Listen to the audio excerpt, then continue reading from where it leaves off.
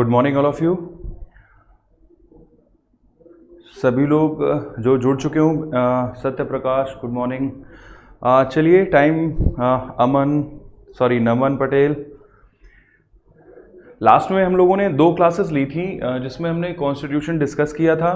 Constitution के लिए basically फिर से रिपीट करे दे रहा हूँ कि मैंने आपको पढ़ाया नहीं, बजाय कि ये डिस्कस किया कि कॉन्स्टिट्यूशन में आपसे क्या क्या पूछा जा सकता है। लगभग अब आपका इंटरव्यू बहुत नज़दीक आ गया है, तो मैं आज यूपी के कुछ करंट को लेकर, जैसे यूपी की जो भी ऑलमोस्ट इम्पॉर्टेंट योजनाएं हैं और केंद्र सरकार और उत्तर प्रदेश सरकार के लिए हाल में क्या किया गया, आप सभी अपनी नोटबुक पर अभी तुरंत एक जगह कहीं तुरंत एक पॉइंट नोट कर लीजिए कि कल ही उत्तर प्रदेश के मुख्यमंत्री जी के द्वारा उत्तर प्रदेश के जो उनका मंत्रिमंडल है उसमें मंत्रियों का परिवर्तन किया गया, यानी उन्होंने अपनी कैबिनेट को बदला है। तो हाल ही में कैबिनेट में किन मंत्रियों को बदला गया, उनको कौन सा मंत्रालय, क्या विभाग दिया गया, ये आप अपना प्रिपेयर कर लेंगे। मतलब मैं आपको ये गाइड कर रहा हूं कि आप एक छोटा सा पॉइंट बना के आज का न्यूज़पेपर उठा लें या फिर नेट पे सर्च करके किस मंत्री किस विधायक को कौन सा विभाग दे दिया गया ये अपना सर्च कर लीजिएगा। प्रणाम सर, बहुत ही अच्छा बता दीजिए।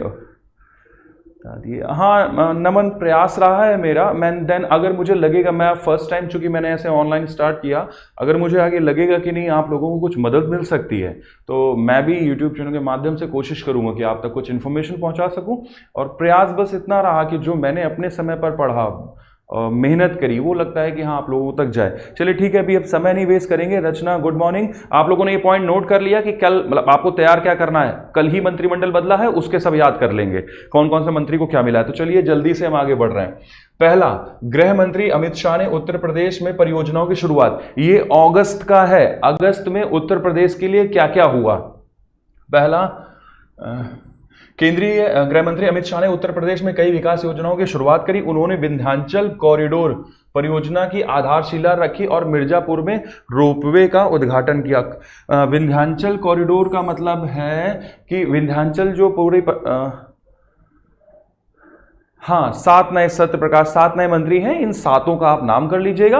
और रैंडम पे, क्योंकि रैंडम में आपसे ऐसे पूछ देते हैं हाल ही में बताइए अच्छा कुछ मंत्रिमंडल का विस्तार हुआ है उसमें कौन से नए मंत्री बदले गए हैं, तो जरूरी नहीं है कि वो आपसे इंडिविजुअल कोई नाम पूछा, हो सकता है शायद वो भी ना अपडेट हो, लेकिन अगर आपसे पूछे कि नहीं 2 मंत्रियों का नाम तो आप उनको रैंडम मंत्री बता सके।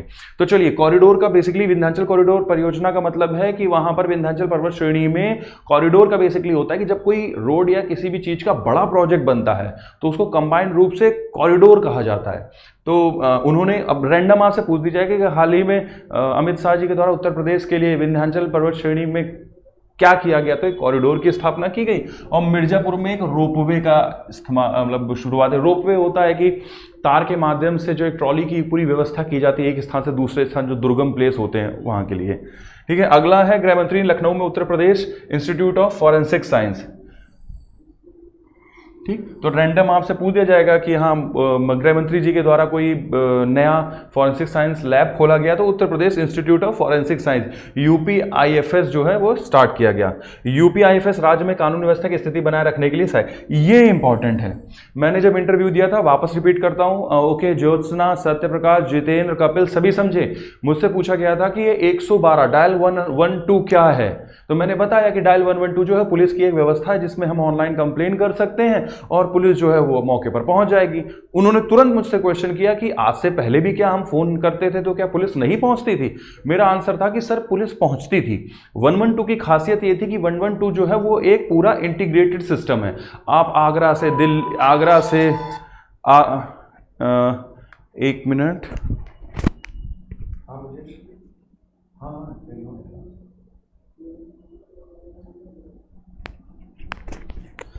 डायल 112 समझ लीजिए क्या है। डायल 112 में सिस्टम ये रहता है कि आप उत्तर प्रदेश के किसी भी जनपद से हो, कहीं भी फोन मिलाएंगे तो पहले जाएगा सीधे वो लखनऊ और लखनऊ से वो कॉल तुरंत ट्रांसफर की जाएगी संबंधित थाने और चौकी को।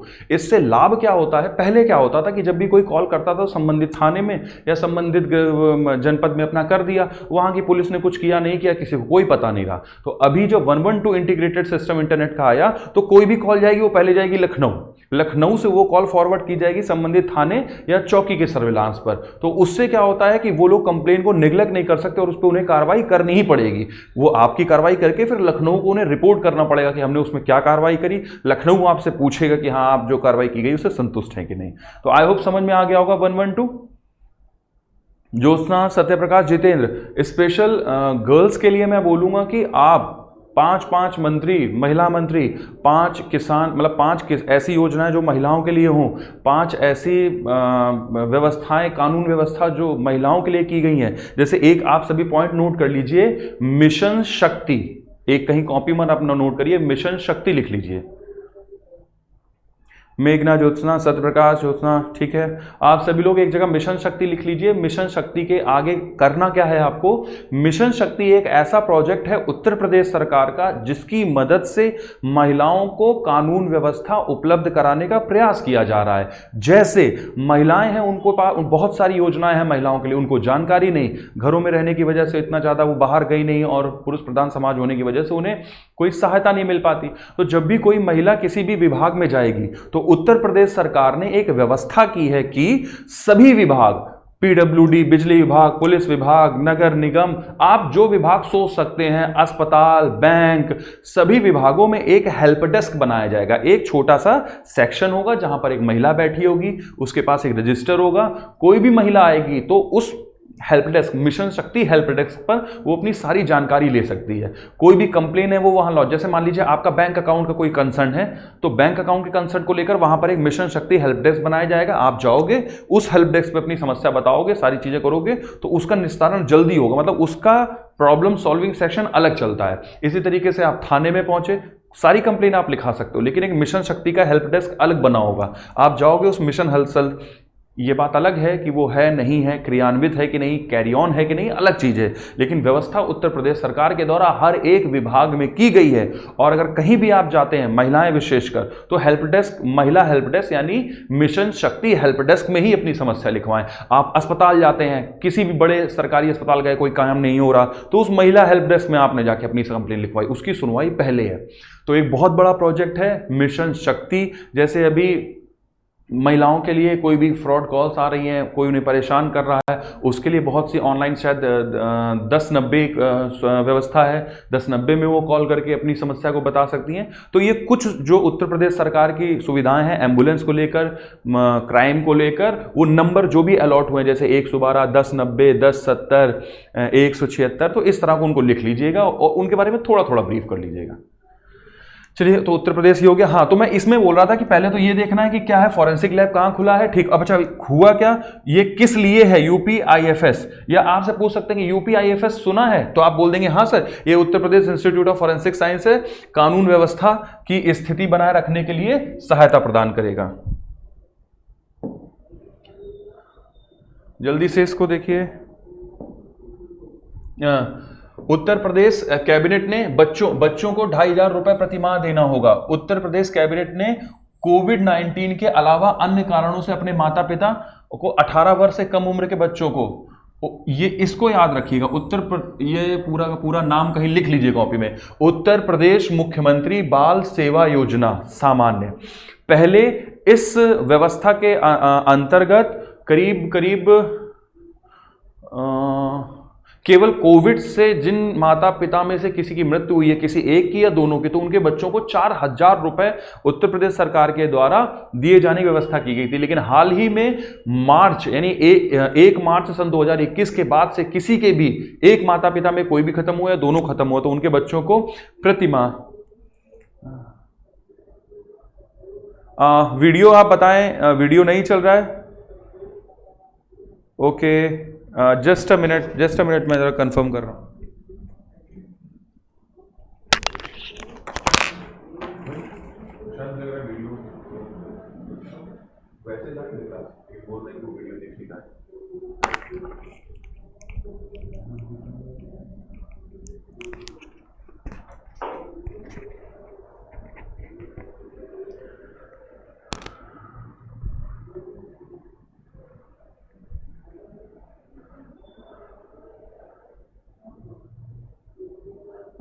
बताइएगा जल्दी से, पिक्चर्स आई।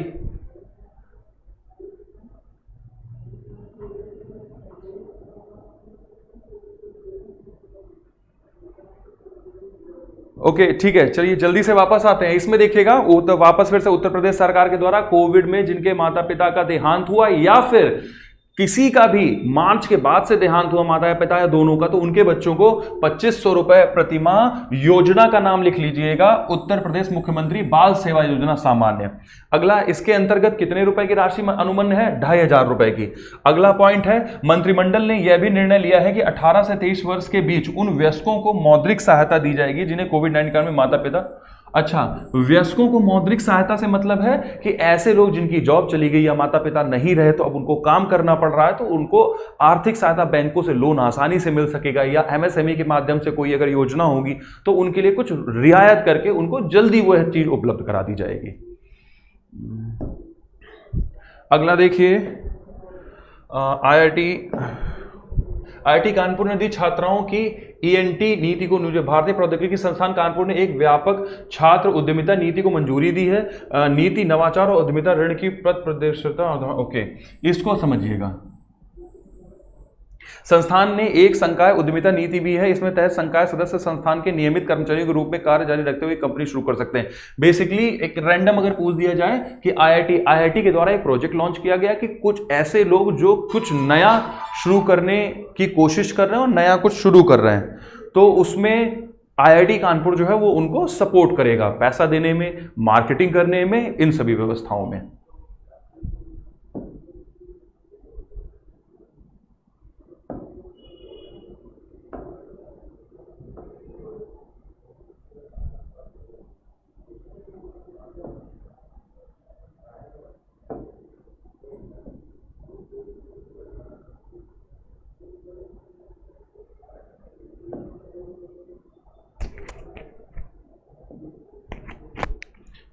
बस अभी जल्दी से हम अगली पीडीएफ जरा अपलोड कर लेते हैं आपके लिए, अगली करंट की।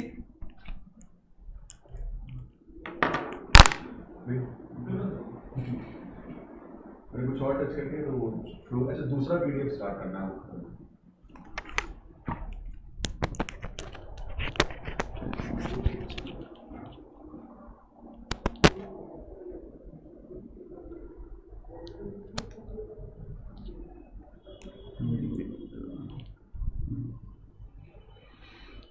चलिए इसको देखिए आगे। केंद्र ने जेजेएम के तहत यूपी को जारी किया सहायता अनुदान। ये क्या सहायता अनुदान है भाई? जल शक्ति मंत्रालय, एक मंत्रालय बनाया गया है उत्तर भारत सरकार के द्वारा जो जल संसाधन से संबंधित कार्यों को क्रियान्वित करता है। जल्दी से मैं पढ़ दूंगा, आपको थोड़ा बहुत इंपॉर्टेंट जो लगेगा बताता हूं। जल शक्ति मंत्रालय ने जल जीवन मिशन के तहत, किसके? जल जीवन मिशन के तहत वित्तीय वर्ष 2011 में इतने करोड़ रुपए आवंटन के मुकाबले उत्तर प्रदेश को, ये देख लीजिएगा कि जल जीवन मिशन के अंतर्गत पूरे भारत में जो भी पैसा दिया गया उसका अमाउंट था 10,870 करोड़। उसमें से उत्तर प्रदेश को कितना मिला? 2400 करोड़। इतना लिख लीजिएगा कि जल शक्ति मंत्रालय द्वारा जल जीवन मिशन के अंतर्गत 10,870 करोड़ रुपए दिए गए, जिसमें उत्तर प्रदेश को 2400 करोड़ रुपए दिया गया। यह के तहत किसी भी राज्य को जारी सबसे अधिक आवंटन है। ठीक है, ये जल जीवन मिशन के तहत सबसे ज्यादा कितना है? और बहुत इंपॉर्टेंट है, इस समय आपने देखा होगा जल नल योजना प्रधानमंत्री जी के द्वारा लागू की गई है, तो पूरे भारत में पेयजल की व्यवस्था को सुधार करने के लिए ये व्यवस्था सब लागू की जा रही है। तो जल जीवन मिशन के अंतर्गत 10,870 बजट आवंटित हुआ करोड़ में, और जो उत्तर प्रदेश को मिला वो 2400 करोड़ मिला, जो कि अपने आप में सबसे ज्यादा है। जेएमएम ने ग्रामीण भारत के सभी घरों में कब तक, ये भी एक पॉइंट बना लीजिएगा, एक कहीं छोटा सा कॉपी में जल्दी से लिख लीजिए, नाम क्या है? हाँ, जल जीवन मिशन डैश करके लिख लीजिएगा। बजट 10,870, उत्तर प्रदेश का बजट 2400 करोड़। लक्ष्य 2024 तक समस्त ग्रामीण क्षेत्रों में जल की उपलब्धता।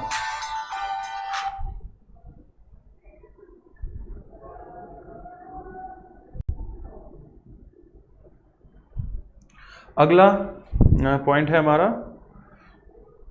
आरके सिंह ने शुरू किया ई प्रमाणन कार्यक्रम। देखिए, बिजली मंत्री आरके सिंह, ये याद कर लीजिएगा भाई, बिजली मंत्री कौन रहे? तुरंत आरके ये ने रेगुलेटरी ट्रेनिंग प्रदान करने के लिए एक ई प्रमाणन कार्यक्रम बिजली क्षेत्र के लिए सुधार के लिए नियामक ज्ञान आधार शुरू किया। उन्होंने एक रेगुलेटरी डेटा डैशबोर्ड की लॉन्च किया। यह आईआईटी कानपुर द्वारा विकसित टैरिफ और बिजली वितरण कंपनियों के प्रदर्शन के राज्यानुसार विवरण वाले डेटा का एक ई संग्रहण। खैर इतना इंपॉर्टेंट नहीं है ये। उत्तर प्रदेश सरकार ने बदला काकोरी कांड का नाम। हाँ ये कर लीजिए, इंपॉर्टेंट लग रहा है। उत्तर प्रदेश सरकार ने काकोरी कांड का नाम बदलकर काकोरी ट्रेन एक्शन कर दिया। अच्छा, काकोरी कांड देखिए, इस वजह से चूंकि जब हम काकोरी कांड कहते हैं तो वो एक नेगेटिव इंपैक्ट डालता है। चूंकि ये जो काकोरी कांड हुआ ये भारत को की जो स्वतंत्रता की लड़ाई थी उसको लड़ने के लिए एक उसका छोटा सा हिस्सा रहा, तो उस हिस्से को कांड के नाम से याद करने में थोड़ा नेगेटिव इंपैक्ट जाता है, इसलिए उसको काकोरी ट्रेन एक्शन कर दिया गया, क्योंकि वो भारत के लोगों के द्वारा भारत के लिए रहा है। इसका नाम इसलिए बदल दिया क्योंकि काम शब्द भारत के स्वतंत्रता संग्राम के इस तहत घटना के अपमान की भावना दर्शाता। सही, बिल्कुल सही, मैंने भी नहीं देखा था बट मुझे यही चीज फील अप हुई। उत्तर प्रदेश सरकार ने 9 अगस्त 2021 को चौरी चौरा महोत्सव कार्यक्रम के तहत काकोरी ट्रेन एक्शन की सालगिरह मनाई। ठीक है, ये इंपॉर्टेंट नहीं है। अभी रिसेंट में एक पॉइंट दे रहा हूं, जैसे मैंने अभी मिशन शक्ति का बताया था और कुछ नाम बताए थे कि आप 112 1090 ये कुछ हेल्पलाइंस है जो उत्तर प्रदेश की, वो हेल्पलाइन लिख लीजिएगा, कोशिश करिएगा 10 हेल्पलाइन याद करने का, उन्हीं 10 में से एक फंसने वाली है। दूसरा बता रहा था मैं ये उत्तर प्रदेश में 9 अगस्त को, हाँ अभी हाल ही में एक अमृत महोत्सव चल रहा है, कि कॉपी में नोट कर लीजिए जल्दी से, अमृत महोत्सव। अमृत महोत्सव करने के बाद आप नेट पे सर्च करिएगा, उसमें पूरे उत्तर प्रदेश में आज़ादी की कार्यक्रमों को लेकर 1857 की क्रांति के कंसर्न में जो है वो पूरा का पूरा जो है कार्यक्रम बहुत लंबा चलाया जा रहा है समस्त अर्धसैनिक बलों के द्वारा। तो सिर्फ अमृत महोत्सव लिख लीजिए और उसके बारे में थोड़ा सा नेट से सर्च कर लीजिएगा, पूछा जा सकता है 99%। मैं अगर होता आपकी जगह, हाँ 75, मैं अगर आपकी जगह होता तो मैं वो उसको प्रिपेयर जरूर करता। तो अगला है देखिए, 2020 में गाजियाबाद दूसरा सबसे प्रदूषित। भैया जल्दी पूछा जाएगा कि सबसे प्रदूषित कौन है, तो गाजियाबाद। में भी अगर पूछा जाएगा कि सबसे ज्यादा प्रदूषित कौन है, तो मुझे लगता है कि अपने पूरे यूपी में शायद कानपुर ही होगा, और कानपुर ही है क्योंकि लंबे समय से कानपुर रह रहा है, तो सबसे ज्यादा प्रदूषित कानपुर, दूसरे नंबर पर गाजियाबाद। देखिए इस समय भारत सरकार जो है वो स्वच्छता को लेकर बहुत ज़्यादा कंसर्नफुल है, तो कहीं एक जगह टॉपिक लिख के स्वच्छता से संबंधित 2-4 कार्यक्रम और उनसे संबंधित जो भी कुछ व्यवस्था आपको समझ में आती है तो वो कर लीजिएगा इस तरह से। अगला है, ब्रिटिश कंपनी हाउसफ्रेम द्वारा तैयार किया गया कि हालिया रिपोर्ट में पता चला कि 2020 में बांग्लादेश दुनिया में सबसे प्रदूषित देश है, इसके बाद पाकिस्तान, भारत और मंगोलिया स्थान आता है। ठीक है, वो एक रिसर्च एजेंसी है, लेकिन ऐसे कर लीजिएगा, सबसे बांग्लादेश सबसे ज़्यादा, उसके बाद पाकिस्तान, फिर भारत। दुनिया के 50 सबसे प्रदूषित शहरों में भारतीय शहर यूपी में गाजियाबाद को दूसरा स्थान दिया गया है। चीन का होतांग प्रांत दुनिया का सबसे प्रदूषित शहर है।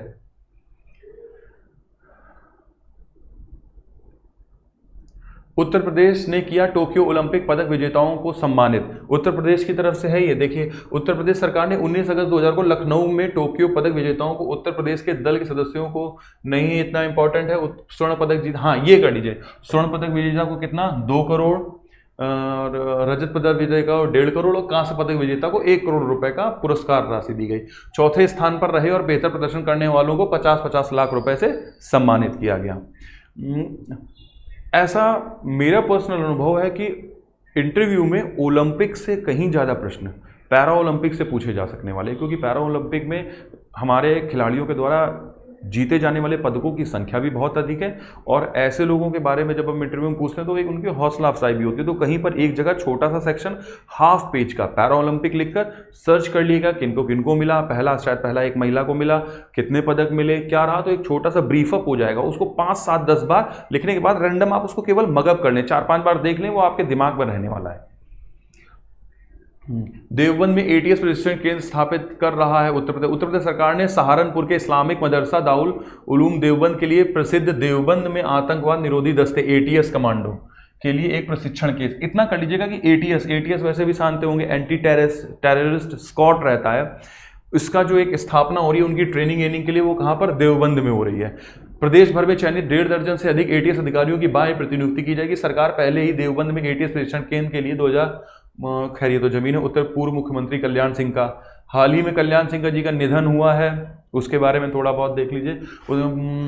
SGPGI में नई 5 साल पूरा करने वाले 5 राजस्थान पहले राज्यपाल थे, ये कर लीजिएगा। कल्याण सिंह राज्यपाल कार्यालय में अपना 5 वर्ष कार्यकाल पूरे करने वाले 5 दशकों में राजस्थान पहले राज्यपाल थे। उत्तर प्रदेश शुरू किया मिशन शक्ति। देखिए मैं आपसे अभी भी चर्चा कर रहा था कि मिशन शक्ति के बारे में कि बहुत इंपॉर्टेंट है। देख लीजिए मिशन शक्ति का एक छोटा सा पॉइंट आया है। मिशन शक्ति उत्तर प्रदेश सरकार ने महिलाओं की सुरक्षा और आत्मनिर्भरता को बढ़ाने के उद्देश्य से मिशन शक्ति के तीसरे चरण की शुरुआत करी है। इस चरण में लागू की जाने वाली मुख्य योजनाओं में से 59,000 ग्राम पंचायत भवनों में मिशन शक्ति कक्षा का शुभारंभ एवं 1 लाख महिला स्वयं सहायता समूहों का गठन और 12,86 पुलिस थानों में गुलाबी शौचालय का निर्माण आदि शामिल है। आप सभी, मैं 2 मिनट के लिए इसको होल्ड करे ले रहा हूं, ये वाला जो पॉइंट है इसको नोट करिए। Oops.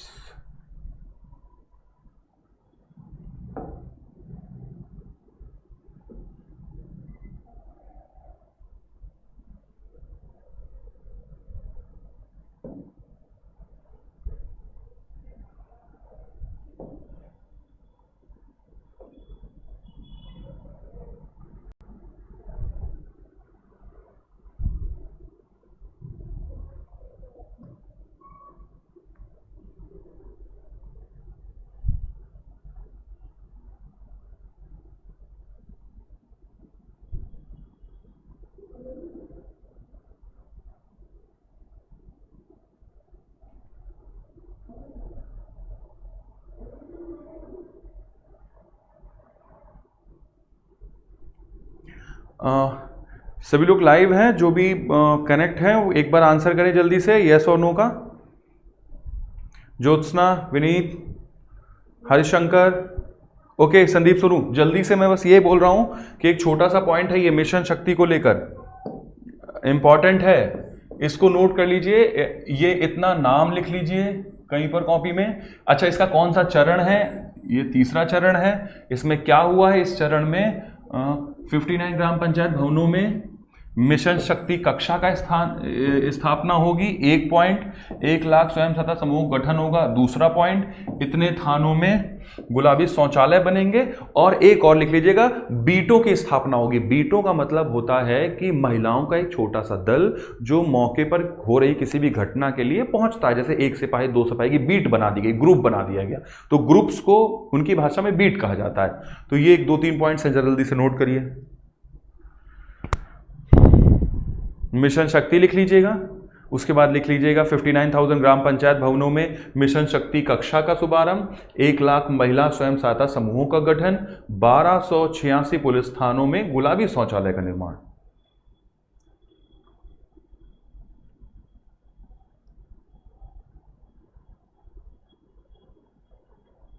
आई होप सो थोड़ा सा जल्दी से लिख लिया होगा आपने, फिर हम आगे बढ़ रहे हैं।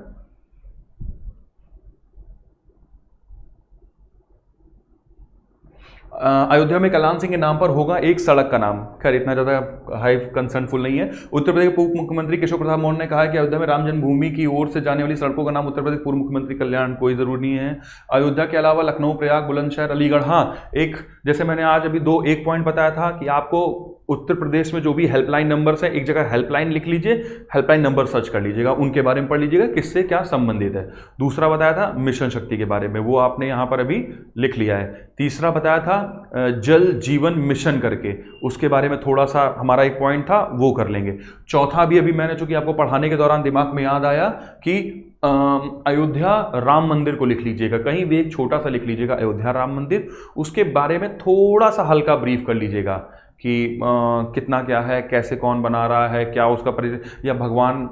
कई बार ऐसा मत समझिएगा, कई बार चूंकि पौराणिकता में प्रश्न पूछ दिए जाते हैं, चूंकि वो हमारी रोज़मर्रा की ज़िंदगी से संबंधित है। बताओ भगवान राम की माता जी का नाम, पिताजी का नाम, भाई का नाम, पहले कहाँ गए, इस तरह से छोटा सा एक ब्रीफ अप कर लीजिएगा कि भगवान राम के बारे में थोड़ा सा अगल बगल का। वो चूँकि ये हो जाता है कि आप ये जानते नहीं हैं रोज़मर्रा की ज़िंदगी में, तो आप इसको देख लीजिएगा, बहुत हाई कंसर्न का मैटर है। 2 बार उत्तर प्रदेश मुख्यमंत्री कल्याण सिंह ने काम किया, ठीक है। गंगा एक्सप्रेसवे परियोजना के लिए मिला, ये जल्दी से देख लीजिए। 21 अगस्त 2000 को नहीं, खैर इंपॉर्टेंट नहीं है, आपसे नहीं पूछने वाला बजट। ये जरूरी है, एक जगह कहीं छोटा सा लिख लीजिए गंगा एक्सप्रेसवे, सिर्फ इतना। फिर उसके बाद इसमें आपको लिखने की जरूरत है कि गंगा एक्सप्रेसवे पश्चिम उत्तर प्रदेश में मेरठ से राज्य को पूर्वी हिस्से में प्रयागराज से जोड़ेगा। ठीक है, गंगा एक्सप्रेसवे बेसिकली किसको जोड़ेगा? यमुना एक्सप्रेसवे है, उसी तरीके से गंगा एक्सप्रेसवे पश्चिम उत्तर प्रदेश में मेरठ के पूर्वी हिस्से प्रयागराज को जोड़ने वाला है। इसका ये कर लीजिएगा कि हाँ ये और ये इतना है। 594 किलोमीटर लंबा, 6 लेन चौड़ा। सभी ने लिख लिया है? अच्छा, मुझे एक और आंसर करिए। मैं बहुत जल्दी तो नहीं कर रहा हूं क्योंकि इसके बाद एक और पीडीएफ है, तो मैं कोशिश कर रहा हूं कि जितना ज़्यादा से ज़्यादा आपको डिस्कस हो जाए। अगर छूटता जाए तो उसको कहीं नोट डाउन करते चलिएगा कि एक बेसिकली आपको एक हिंट आउट मिल जाएगा कि हमें कौन सा टॉपिक टच करना है, तो वो अपना फिर दिन में मौका लगाकर उसके बारे में सर्च कर लीजिएगा। ओके ठीक है, मैं थोड़ा सा कोशिश कर रहा हूँ कि थोड़ा जल्दी जल्दी हो। आपको बस इतना मेरी कोशिश है कि आपको हिंट आउट मिलता जाए कि क्या क्या आपको देखना है। चलिए आगे। हो गया। पहला हस्त बनाएगा उत्तर प्रदेश का, बहुत इंपॉर्टेंट है, कहीं पर अपना लिख के देख लीजिए इसको। रैंडम। पहला हस्तशिल्प पार्क बनाएगी। वर्तमान समय में उत्तर प्रदेश सरकार हस्तशिल्प और इस तरह के छोटे उद्योगों को बहुत प्रमोट कर रही है, तो ये क्या है, इंपॉर्टेंट हो सकता है, पूछा जा सकता है। उत्तर प्रदेश सरकार यमुना एक्सप्रेसवे औद्योगिक विकास प्राधिकरण YEIDA के सेक्टर 29 में राज्य का पहला हस्तशिल्प, बस राज्य का पहला हस्तशिल्प पार्क कहाँ बनेगा? ये बनेगा उत्तर प्रदेश सरकार यमुना एक्सप्रेस औद्योगिक विकास प्राधिकरण के सेक्टर 9, इसके सेक्टर 9 में यमुना एक्सप्रेसवे औद्योगिक विकास प्राधिकरण। ये बेसिकली ये होगा कि यमुना एक्सप्रेसवे जहाँ से गुजरा हुआ है उसके अगल बगल की जमीन उन्होंने अधिकृत करने के बाद में उसको प्राधिकरण में कन्वर्ट कर दी होगी। औद्योगिक, ये सब औद्योगिक प्राधिकरण का मतलब होता है जहाँ पर बड़े बड़े उद्योग लगाए जाने के संबंध में ही केवल जमीन दी जाती है, इंडिविजुअल एक जगह पर सारे उद्योग लग जाएं। उत्तर प्रदेश के पहले हस्तशिल्प पार्क में घरेलू वैश्विक आगंतुकों को राज्य के व्यापक हस्तशिल्प बनाने, प्रदर्शित करने और बेचने के लिए कारखाने और आउटलेट की सुविधा होगी। ठीक है, रैंडम आप याद करिएगा कि हस्तशिल्प पार्क जो है उत्तर प्रदेश में कहाँ बनाएंगे, तो वो यमुना एक्सप्रेसवे औद्योगिक विकास प्राधिकरण के सेक्टर 9, मोटा याद रखिएगा सर, यमुना एक्सप्रेसवे का एक प्राधिकरण बना है जिसमें सेक्टर 9 में वो बनाएगी। इसका काम होगा कि हस्तशिल्प को प्रमोट करें, उनकी प्रदर्शनी लगाएं, उनका प्रोडक्शन करें, जो बाहर से लोग आए उनको प्रदर्शित भी करें।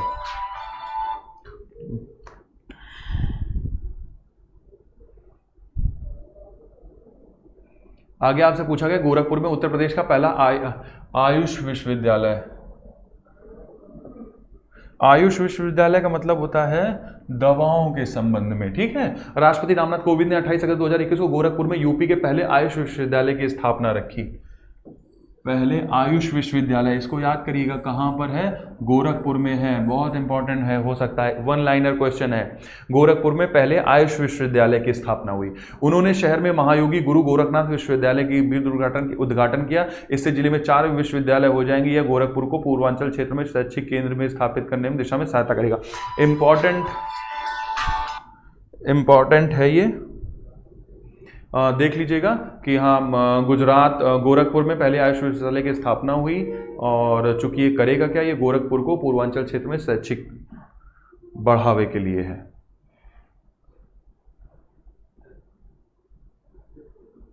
अगला, अयोध्या में शुरू हुआ रामायण सम्मेलन। हाँ, जैसे मैंने अभी देखिए हाल ही में भी अभी आपसे बोला था अयोध्या के बारे में कुछ कर लेंगे, तो ये एक छोटा सा पॉइंट हो गया कि एक रामायण मेलन कहाँ पर हो रहा है? रामायण सम्मेलन। राष्ट्रपति रामनाथ कोविंद ने 29 अगस्त 2021 को अयोध्या में रामायण सम्मेलन, रैंडम पूछा कि रामायण सम्मेलन कहाँ आयोजित हो रहा है, तो वो अयोध्या में हो रहा है। 65 दिनों तक चलने वाले इस कॉन्क्लेव में अयोध्या, गोरखपुर, बलिया, वाराणसी, विंध्याचल, चित्रकूट, ललितपुर, श्रृंगपुर, बिठूर, बिजनौर, बरेली, गाजियाबाद, मथुरा, ये लखनऊ ने किया जाएगा। ठीक है, हाँ, इसमें विशेषज्ञ रामायण की विभिन्न घटनाओं का वर्णन और चर्चा करेंगे। ठीक है, तो समझ में आ गया होगा कि एक रामायण सम्मेलन हो रहा है, कहाँ हो रहा है। ओके, अभी नए पीडीएफ पर हम जाएंगे।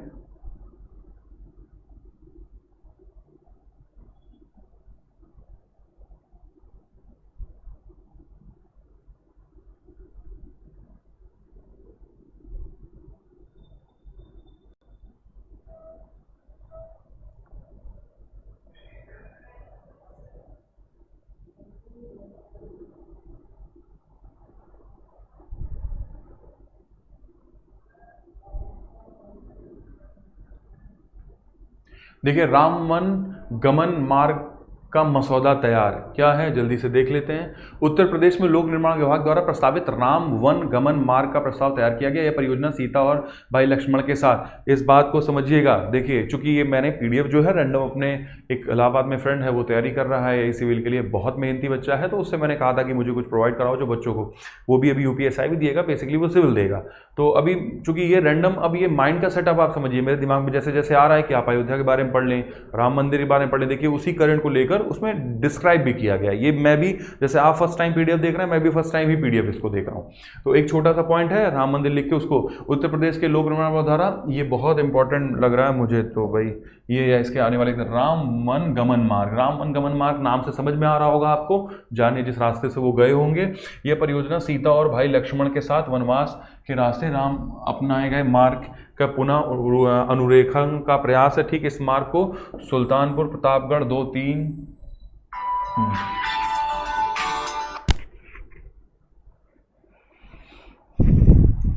इस मार्ग को बोला गया है।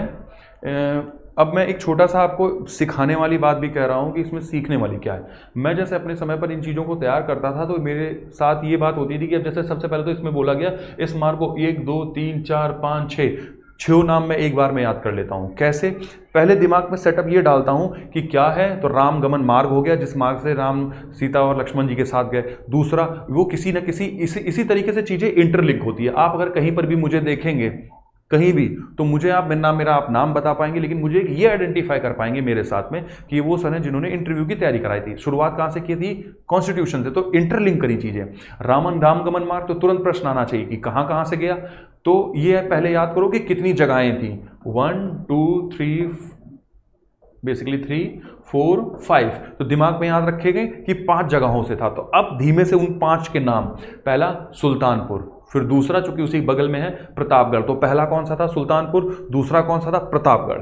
तीसरा था श्रृंगरवेरपुर। ठीक, तो अब जैसे श्रृंगरवेरपुर कर लिया तो ये केवल ये नहीं, इससे पहले से नाम आप रिपीट करना शुरू करें। यही लर्न करने का तरीका होता है कि जब आप पहला याद करें, फिर दूसरा करें तो पहला दूसरा रिपीट करें, तीसरा करें तो पहला दूसरा तीसरा रिपीट करें, चौथा करें तो पहला दूसरा तीसरा चौथा करें, पांचवा रिपीट करें तो पहला दूसरा तीसरा चौथा पांचवा करें। इसमें समय आपका ज़्यादा लगता है, लेकिन आपको पहला दूसरा तीसरा बहुत अच्छे से मगअप होता है। फिर जैसे 7वें 8वें पे पहुंचेंगे तो आपको लगेगा कि अब पहले दूसरे तीसरे आपको बहुत अच्छे से याद हो चुके हैं, तो उनको ड्रॉप अप करते चले जाएं, छोड़ते चले जाएं। फिर आगे चल के चौथा पांचवा छठवां सातवां केवल रिपीट करें, फिर 8वां याद करें, चौथा पांचवा छठवां सातवां 8वां याद करें, फिर 6वें से शुरू कर दें, 6वां 7वां 8वां 9वां रिपीट। तो ये साथ साथ रिवीजन भी चलता है और जो पीछे का कंटेंट है वो आपको इतना अच्छे से तैयार होता चलता है, जिसकी एक अलग ही बात रहती है। इसी तरीके से कोई लंबी, जैसे आपने अनुसंधान संस्थान याद करने हैं, आपको वन्य अभ्यारण्य याद करने हैं, पहले 1 याद करो, फिर 2 याद करो, 1 2 को रिपीट करो, फिर 3 याद करो, 1 2 3 को रिपीट करो, फिर 4 याद करो, 1 2 3 4 को रिपीट करो, फिर 5 करो तो फिर 1 छोड़ दो, फिर 1 2 दूसरा तीसरा चौथा पांचवा रिपीट करो। इस तरह से आप लर्न करके अपने कंटेंट को बहुत अच्छा कर सकते हैं, बढ़ा सकते हैं। तो इसमें 4 नाम, पहला क्या था? सुल्तानपुर, दूसरा क्या था? प्रतापगढ़, तीसरा था श्रृंगरवेरपुर धाम, चौथा मंझनपुर। तो अब 4 नाम हो गए। और लास्ट वन में क्या था? राजापुर। अच्छा, मैं ये भी करता था, जो बचता था लास्ट में उसको कर लेता था कि लास्ट में क्या था? राजापुर। पहला क्या था? सुल्तानपुर, बीच में क्या था? प्रतापगढ़, और तीसरा क्या था? ये श्रृंगरवेरपुर धाम और मंझनपुर। तो इस तरह से ये केवल ये स्थान थे। तो ये मैंने थोड़ा सा आपको बता भी दिया, पढ़ने का भी तरीका। उत्तर प्रदेश को मिलेंगे नए 9 मेडिकल, ये कर लो, जरूरी है। ऐसे याद कर लीजिएगा कि अभी कितने हैं नहीं पता, लेकिन रिसेंट में मिले कितने? 9। अच्छा, ऐसे याद करिएगा, आपको मिलने थे अस्पताल जाने के लिए, कोई दवा लाने के लिए 10 रुपए, लेकिन मिले कितने? 9। 1 रुपये कहीं गिरा दिया आपने, तो आपको कितने नए मेडिकल कॉलेज मिले? 9। जुलाई 2021 में यूपी में 9 मेडिकल कॉलेज खोले जाएंगे। प्रधानमंत्री मोदी करेंगे नए कॉलेज देवरिया। ये बड़े एग्जाम्स के लिए होता है जिसमें इंडिविजुअल नाम पूछा जाता है आपसे। हाँ, देवरिया, एटा, फतेहपुर, गाजीपुर, हरदोई, जौनपुर, मिर्जापुर, प्रताप, सिद्धार्थनगर जिलों में इनकी स्थापना होगी। ठीक है, यूपी में इतिहास में पहली बार एक साथ इतनी बड़ी संख्या में मेडिकल कॉलेजों का उद्घाटन होगा। ठीक है, तो रैंडम अभी मेडिकल कॉलेज कितने खोले जाने वाले हैं? 9 खोले जाने वाले हैं। अगला, शहीद कैप्टन मनोज पांडे का बलिदान दिवस। परमवीर चक्र विजेता कैप्टन मनोज पांडे का 21वां बलिदान दिवस 3 जुलाई को उनके पैतृक गाँव सीतापुर। अच्छा हाँ, अभी जो चोपड़ा जी ने अपना भाला फेंक में पदक जीता है, उन्हीं पर ही एक भाला दिवस मनाया जाने लगा, तो भाला दिवस याद कर लीजिएगा। ठीक है। कैप्टन मनोज कुमार पांडे सर्वोच्च सैनिक पद पर सम्मान दिया, चलिए ठीक है। वन महोत्सव के दौरान स्थापित किया गया नया कीर्तिमान, ये पढ़ लीजिए। उत्तर प्रदेश में 4 जुलाई 2021 को समाप्त हुए सप्ताह भर चलने वाले वन महोत्सव के दौरान 25 करोड़ पौधे लगाकर एक नया कीर्तिमान। खैर नहीं, इतना इंपॉर्टेंट नहीं है, ऐसे कीर्तिमान बनते रहते हैं भाई।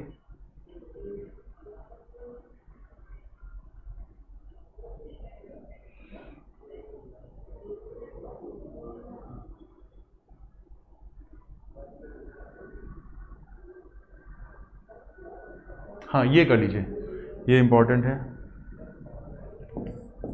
उत्तर प्रदेश सरकार ने नई जनसंख्या नीति की घोषणा। पहला पॉइंट है, उत्तर प्रदेश सरकार ने 11 जुलाई सन 2021 को विश्व जनसंख्या दिवस के अवसर पर नई जनसंख्या नीति इसकी घोषणा करी। नीति के मसौदे के अनुसार 2 से अधिक बच्चे वाले लोग स्थानीय निकाय चुनाव नहीं लड़ सकेंगे, इसको कर लीजिएगा। जल्दी से बताइए, स्थानीय निकाय भारतीय संविधान की किस अनुसूची के अंतर्गत वर्णित है?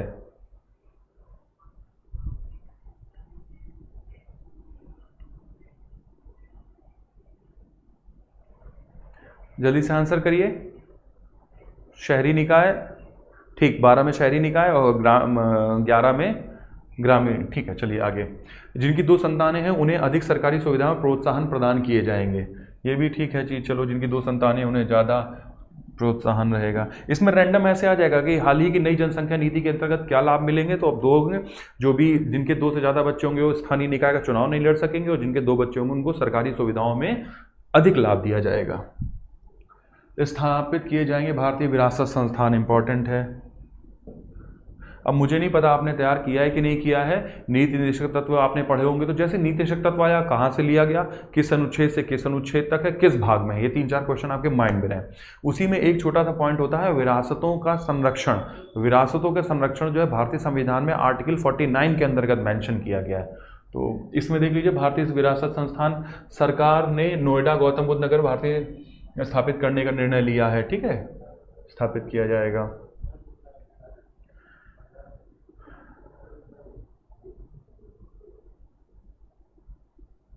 या आप इसको ऐसे कर लीजिएगा, मैं आपको बताता हूँ कि विरासत कितनी है भारत में। ऐसे याद करिएगा कितने हमारे पास वो हैं, तो 49 हमारे पास विरासत स्थल हैं। कहाँ कहाँ है, तो केवल 2 जगह याद कर लो, नोएडा और गौतम बुद्ध नगर में है। कहाँ पर है, तो ऐसे याद रहेगा कि विरासत संस्थान जो बनना है वो नोएडा और गौतम बुद्ध नगर में बनना है, और हमारे पास टोटल है कितने, आर्टिकल 49 में मेंशन है।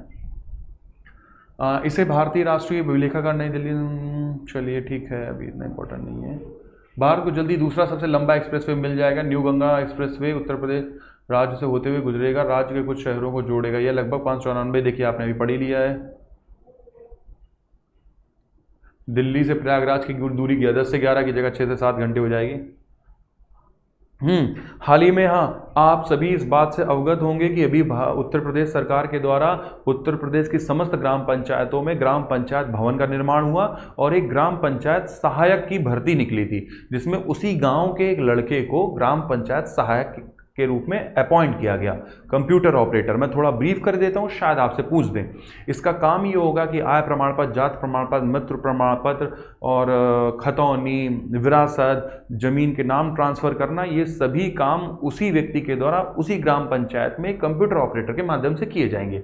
सरकार का प्रयास है कि जो भी सरकार की योजनाएं हैं या जो भी लोगों को लाभ लिए जाने हैं, वो उनको बहुत लंबी दूरी तय करके मुख्यालय जाने के बजाय उनके गाँव में ही उनको ये सभी सुविधाएँ उपलब्ध कराई जाए, जिससे सरकार के द्वारा जो उनको लाभ दिया जा सकता है या जो उनको सुविधाएं चाहिए वो एक ही जगह पर उन्हें उपलब्ध हो। तो ग्राम पंचायत भवन या ग्राम पंचायत सहायक, इसके बारे में थोड़ा सा कहीं पढ़ लीजिएगा, एक नोट डाउन कर लीजिए, छोटा सा पॉइंट, इसको देखिएगा। प्रदेश में पहली बार सभी ग्राम पंचायतों में पंचायत सचिवालय बनेगा। उत्तर प्रदेश में फिलहाल इतनी ग्राम पंचायत है, इंपॉर्टेंट है, इसको कर लीजिए।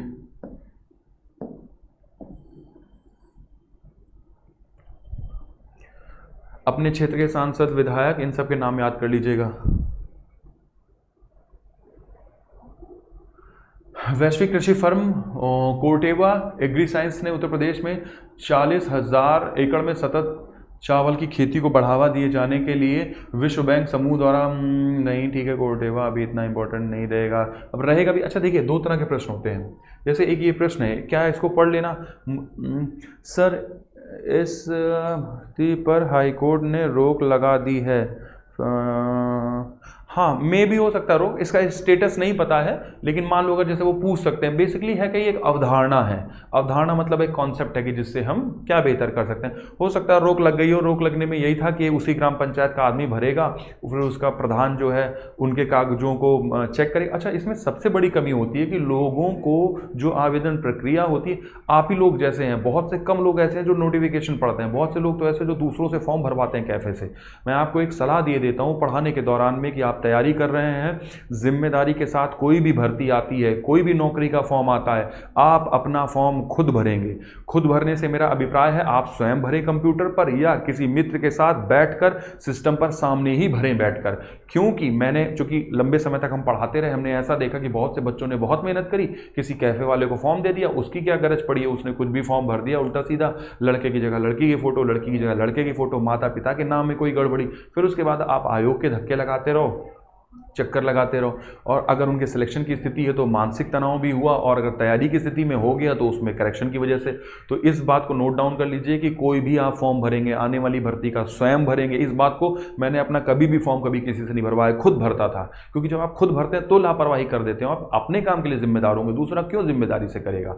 अपना फॉर्म खुद भरें, या नहीं भर सकते हैं तो किसी को बैठ के सामने बैठ के दिखवाएं एक बार, और कोशिश किया करिए कि फॉर्म शुरुआत के दिनों में भरने का प्रयास। बहुत से लोग हैं, कई बार समय की कमी होने के कारण से वो फॉर्म ही नहीं भर पाता है। तो ये सब कुछ जिम्मेदारी वाली चीज़ें हैं, आप ध्यान दें। सत्य प्रकाश, मेरे एक फ्रेंड है, उन्होंने बहुत लंबी तैयारी करी, आप मानेंगे नहीं सत्य प्रकाश जी, बहुत मेहनत करी, सीजल ईजल में उनके बहुत अच्छा स्कोर रहता था। अंत में हुआ ये कि उन्होंने कैफ़े वाले को दिया, किसी गलती की वजह से उनकी जगह लड़की की फ़ोटो लग गई, फिर उनको अल्टीमेटली दिल्ली भी गए, सब गए, पेपर भी देने को मिला, लेकिन उनका पूरा टाइम एग्ज़ाम बेकार कर दिया और असफल हुए। फिर आगे उत्तर प्रदेश द्वारा शुरू की गई बाल सेवा योजना, ये भी हम लोग ठीक है कर चुके हैं। स्कूलों में पढ़ने वाले टैबलेट, हाँ, स्कूलों में पढ़ने वाले छात्रों को टैबलेट का लैपटॉप दिए जाएंगे, तो दे रहे हैं। राष्ट्रीय राजमार्ग घोषित किया गया 84 कोसी मार्ग, ये कर लीजिए। अब देखिए वो रामगमन मार्ग था एक, और ये क्या है 84 कोसी मार्ग जो है वो क्या हो गया, राष्ट्रीय राजमार्ग घोषित। राष्ट्रीय राजमार्ग घोषित करने का बस इतना मतलब होता है कि जब वो उस कैटेगरी में चला जाता है तो उसको अधिक सुविधाएं मिलती हैं, उनका अधिक पुनर्मीकरण हो पाता है, उनका अधिक फिर से रखरखाव बेहतर हो पाता है। अयोध्या के करीब 80 किलोमीटर रिंग रोड। अब देखिए बार बार चूंकि अयोध्या फेमस हो रहा है धीमे धीमे, तो उसके अगल बगल ही बहुत सारा करंट घूम रहा है। परिक्रमा में हम जिले शामिल हैं, ठीक है, परिक्रमा छोड़िए, इतना इम्पोर्टेंट नहीं है।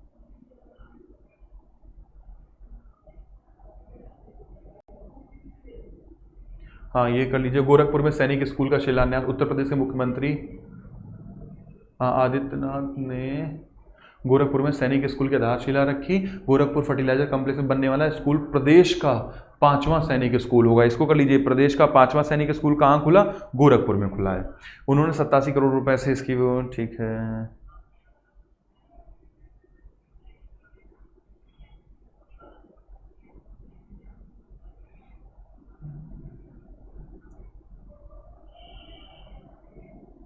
ये इंपॉर्टेंट है, देखिए MyGov ऐप जो है, इसके बारे में हमेशा डिस्कस करते रहते हैं ये लोग।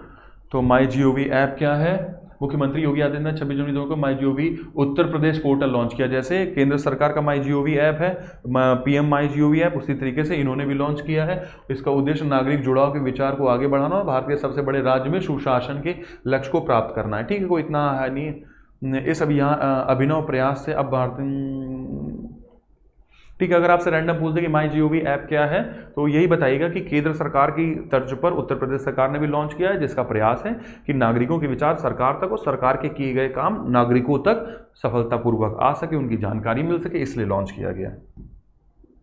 पत्रकारों के परिवार को 10 लाख रुपए की मदद रहेगी। अब देखिए, मैं जैसे आपको पढ़ा रहा हूँ, पत्रकार कुछ भी आता है तुरंत दिमाग में आर्टिकल नंबर 19 मेरे आ जाता है। यही है, CM योगी आदित्यनाथ ने कितना 10 लाख रुपए, एक है, इतना इंपॉर्टेंट नहीं है, लेकिन फिर भी कर दीजिए।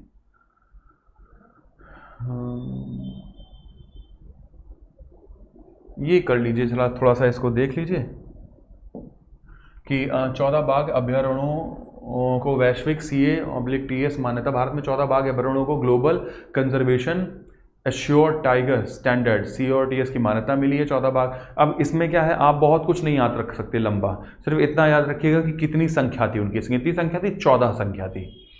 ठीक है, क्या होगा 14 भाग में? असम के मानस, काजीरंगा और ओरंग, मध्य प्रदेश में सतपुड़ा, कान्हा, ये लंबे देखिए इतने सारे नाम हैं, ये आपको नहीं याद रख सकते, जो कि व्यावहारिक नहीं। दो चीज़ें होती हैं, एक व्यावहारिक बात, एक सैद्धांतिक। व्यावहारिक सिद्धांत ये होता है, बच्चा कहता है कि सर हम डेली 10 क्वेश्चन लगाएंगे तो महीने के अंत में हमारे 300 क्वेश्चन हो जाने वाले हैं, हम यार रेड कर मतलब तैयार कर लेंगे। लेकिन सच्चाई है कि कौन 10 करने वाला है। ये होता है कि आज के 10 छूटे, चलो कल हम ये वाले भी 10 कर लेंगे, तो अब कल के लिए 20 हो गए। कहीं काम में लग गए, होते होते वो अंत में 28 तारीख को पता चला कि पूरे महीने के ही तैयार करने हैं। तो ये सैद्धांतिक। व्यावहारिक बात ये है कि जितना कर सकते हैं उतना करते चलें। अब आपको नाम नहीं याद होंगे, लेकिन इतना याद हो जाएगा कि 14 भाग वर्ण CATS की मान्यता दी गई है, जिससे उनको लाभ मिलेगा। तो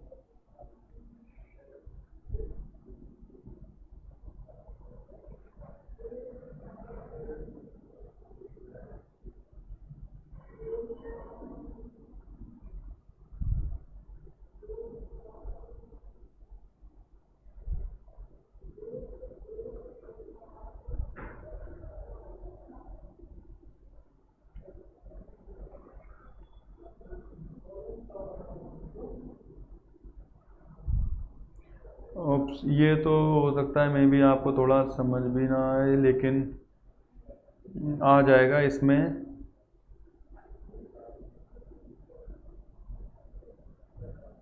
आई होप ये आपने पढ़ रखा होगा, लेकिन मैं आपको पढ़ा नहीं रहा हूँ, ना ही आपको बता रहा हूँ, लेकिन अपनी चूंकि भाई मुझे लगा पता नहीं किया नहीं किया, तो एक हल्का सा ब्रीफ जल्दी से मारता चल रहा हूँ कि इस तरह का सर्च कर लीजिएगा। और कहीं से अगर होगा तो मैं ब्रजेश सर से बोल दूंगा कि वो PDF अपना डाल सकें, तो अगर लिंक से आपको मिल सके उनके चैनल से। तो जल्दी देख लीजिए, विधान परिषद में सदस्यों की संख्या, लोकसभा में सदस्यों की संख्या 80 है, विधान परिषद में 100, 80, 31 ये आपने। अच्छा, यस और नो करिएगा। वैसे आप सबने कोई भी आप यूपी की बुक लेंगे उसमें सबसे शुरुआत में यही दिया होगा, तो ये पूरा मगअप करके जाइएगा। इन सबसे कहीं से भी एक क्वेश्चन आ सकता है। सबसे बड़ा मंडल जो है वो कानपुर और लखनऊ हो गया, सबसे छोटा मंडल सहारनपुर। देश का पहला ये हो गया, प्रथम मुख्यमंत्री गोविंद वल्लभ पंत। आप बताएं ये सब आपने पढ़ा है कि नहीं पढ़ा है, तैयार किया है कि नहीं किया है यूपी के कंसर्न को लेकर? ना किया हो तो मैं बताता हूं कि आप कोई भी एक उत्तर प्रदेश की बुक लेंगे, उसके शुरुआत में उत्तर प्रदेश एक नज़र में, ये केवल 1-1.5 पन्ना होता है, इसको बिल्कुल अच्छे से मगअप करना है। ये आप नोट डाउन कर लीजिए कहीं। मैं आगे चल रहा हूं योजनाओं पर, क्योंकि टाइम चूंकि हमारा क्लास का हो रहा है, तो योजना हम लंबी तो डिस्कस नहीं कर पाएंगे, तो आप उनके नाम लिख लीजिएगा एक जगह पर।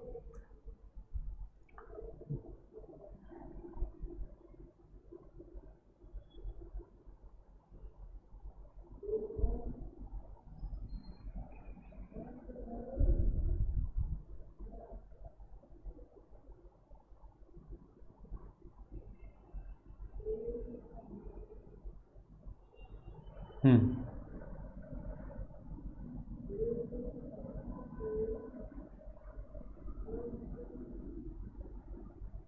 आप सब के सिर्फ केवल नाम लिखते जाइए, बाकी कोशिश करूंगा कि मैं ब्रजेश सर से आपको PDF उपलब्ध करा दूं। देखिए लिखा है, पहला है विश्वकर्मा श्रम सम्मान निधि योजना, 24 जनवरी 2019 को उत्तर प्रदेश के द्वारा लागू हुई। किन के लिए? ग्रामीण क्षेत्रों में जो दस्तककार हो गए। तो कॉपी में कहीं लिखते जाइए, नाम लिखते जाइए, विश्वकर्मा श्रम सम्मान निधि योजना सर्च करिएगा। बाकी PDF आपको अवेलेबल कराने की कोशिश करूंगा मैं। दूसरा है खुर्जा ताप विद्युत, ये रहने दीजिए। एक्सप्रेसवे, ठीक है। बहुउद्देशीय कंगारू मदर केयर, नहीं, ये इम्पोर्टेंट नहीं है। ये कर लीजिए। एक मुखबिर योजना, चूंकि इस समय मिशन शक्ति और इन चीज़ों को लेकर बहुत ज़्यादा कंसर्नफुल है, तो मुखबिर योजना क्या है? 2017 में लखनऊ से शुरू हुआ, कन्या भ्रूण हत्या को रोकने के लिए मुखबिर योजना। सूचना देने वाले को 2 लाख रुपए प्रोत्साहन राशि दी जाती है, उसका नाम गोपनीय रखा जाता है। यही बहुत अच्छा है, अगर आपने 5-10 लोगों को बोल दिया 10-10 लाख रुपए साल का, तो यही हो गया। चलिए खैर, तो मुखबिर योजना हो गई। द मिलियन, ठीक है, ये भी ऑलमोस्ट हो चुका है, प्रकाश में है। पालनहार, ये कर लीजिएगा, पालनहार योजना, ठीक है। पालनहार योजना जो है वो बजट 2021 में दिव्यांग दंपतियों के बच्चों के पालन, मतलब जो भी ऐसे माता पिता जो दिव्यांग है उनके बच्चों के पालन पोषण के लिए एक पालनहार योजना है। नाम नोट करिए, सर्च आप करिएगा आप फिर।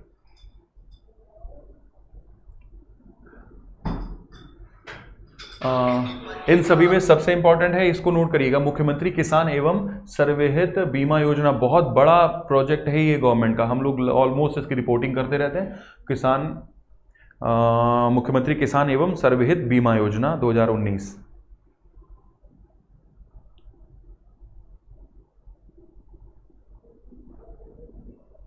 ये 2 नाम और लिख लीजिएगा, भूजल संरक्षण मिशन,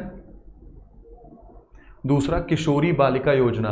इस योजना में 11 से 14 साल वर्ष के स्कूल न जाने वाली बालिकाओं को शामिल किया। इस योजना के अंतर्गत आंगनवाड़ी केंद्रों में जिन किशोरियों लक्षित किया गया उनका एक समूह बनेगा और उसे वीरांगना दल कहा। इस समूह के नेतृत्व के लिए एक वीरांगना सखी और 2 वीरांगना सहेली का चयन किया जाएगा। आंगनवाड़ी में हर बालिका का हेल्थ कार्ड बनाया जाएगा। योजना के तहत किशोरियों के पोषण आहार के लिए महीने में 25 दिन अरहर दाल, बाजरा, ज्वार, रागी, मक्का और घी जैसी चीज़ें उपलब्ध कराई। उत्तर प्रदेश प्रत्येक माह की 8 तारीख को किशोरी दिवस के रूप में, देखो ये बहुत इंपॉर्टेंट है, हर महीने की 8 तारीख को किशोरी दिवस मनाया जाएगा, तो इंपॉर्टेंट है, इसको पढ़िएगा। तो किशोरी बालिका योजना, इसको देख लीजिएगा।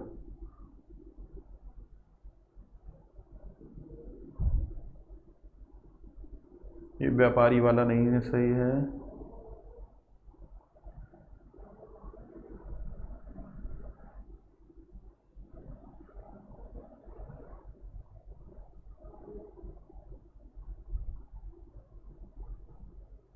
ये ओडीओपी कर लीजिएगा। मुख्यमंत्री कन्या सुमंगला योजना चल रही है, इसको लिख लीजिएगा।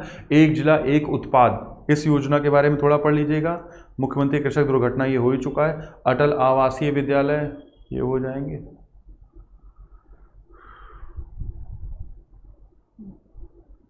ये नोट कर पाए कि नहीं कर पाए, जो मैंने बोली हैं कि सुमंगला योजना हो गया, अटल आवासीय योजना हो गया और एक जिला एक उत्पाद योजना हो गया। ये सारी योजनाएं लिखकर इनको थोड़ा थोड़ा इनके बारे में ब्रीफ कर लीजिएगा।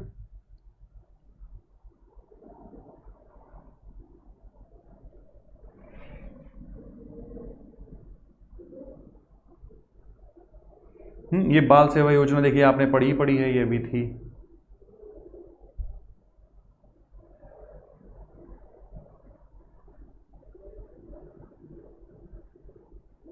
एक ये छोटा सा और देख लीजिए, लास्ट वन है,